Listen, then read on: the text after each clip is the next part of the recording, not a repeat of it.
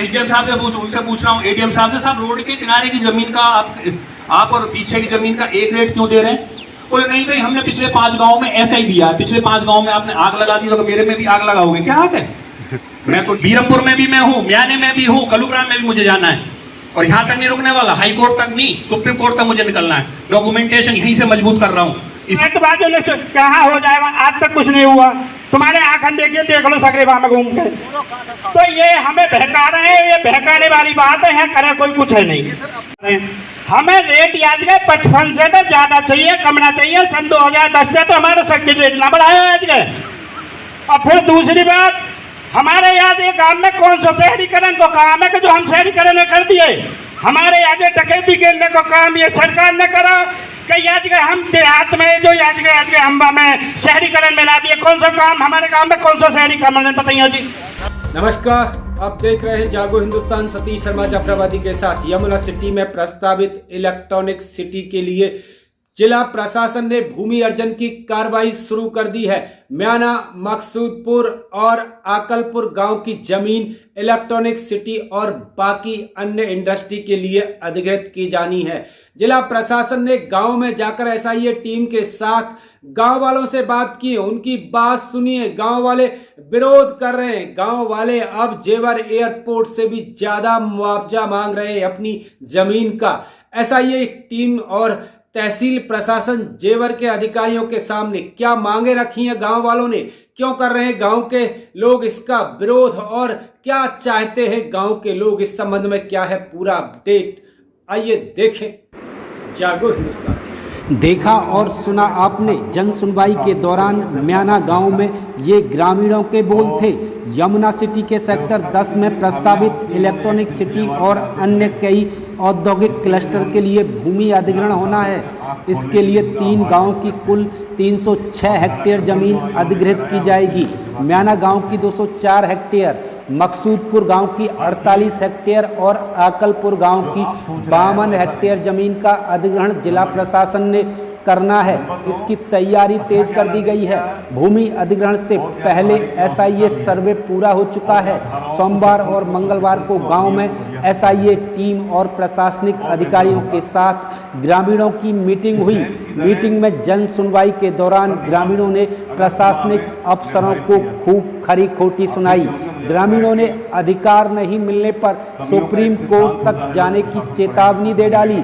ग्रामीण अब अपनी जमीन का मुआवजा एयरपोर्ट की भूमि के मुआवजे से भी ज़्यादा मुआवजा मांग रहे हैं। गांव वालों ने इस अवसर पर 5500 रुपये प्रति वर्ग मीटर की दर से अपनी जमीन का मुआवजा मांगा है। जन सुनवाई में जीबीयू की एसआईए टीम और जेवर एसडीएम राजस्व टीम के साथ उपस्थित रहे। प्रशासन की भू अर्जन नीति का विरोध कर ग्रामीणों ने अपनी आपत्तियां दर्ज कराई हैं। क्षेत्र के ग्रामीण अब ज्यादा मुआवजे के लिए लामबंद हो रहे हैं। इस अवसर पर क्या कहा ग्रामीणों ने जन सुनवाई के दौरान, आइए आप भी सुने। जिस टाइम 2013 का एक्ट जो पास हुआ था, शासन की क्या मंशा थी? शासन की मंशा थी भाई ग्रामीण क्षेत्र में जमीन की कीमत कम होती है, वहां 4 गुना दे दो, और शहरी क्षेत्र में क्योंकि जमीन की कीमत ज्यादा होती है वहां 2 गुना दे दो। विधायिका की ये मंशा थी। जब ये एक्ट पास हुआ था, आप लोगों ने क्या तोड़ निकाला? एक यहाँ से आप ही लोग थे, क्लियर कह रहा हूँ, प्रशासन था जिसने यहाँ से प्रस्ताव भेजा, साहब 4 गुना देना पड़ जाएगा।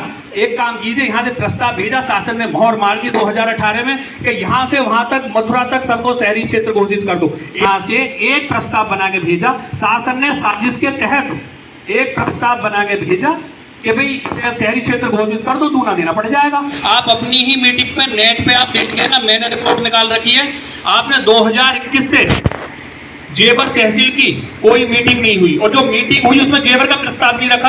क्यों नहीं रखा? एक्सपर्ट कमेटी के सामने। एक्ट की सेक्शन 23 एसडीएम साहब मैं आपको विशेष रूप से बता देना चाहता हूं, आप इसमें पढ़ लेना। सर्किल रेट बढ़ाने के लिए प्रशासन प्रयास करेगा, लिखा हुआ है। आपको प्रयास ही नहीं करते। एक्ट में सीधा सा प्रोविजन लिखा हुआ है भाई, या तो आप जो सर्किल रेट है, सर्किल रेट के जो सबसे ज्यादा सर्किल लोड, सर्किल रेट के अकॉर्डिंग आप जो है मुआवजा निर्धारित कर दीजिए, या वहां की मार्केट वैल्यू के अकॉर्डिंग निर्धारित कर दीजिए, या वहां कोई प्राइवेट कंपनी खरीद रही है, उसने कोई मुआवजा दिया है तो अब उसके अकॉर्डिंग आप जो निर्धारित कर दीजिए। इन सब में जो भी सबसे ज्यादा होगा उसका दुगना शहरी क्षेत्र में, और उसके लिए आपने एक नया तोड़ निकाल लिया कि जो दुगना है अब दुगने पे ब्याज नहीं देंगे।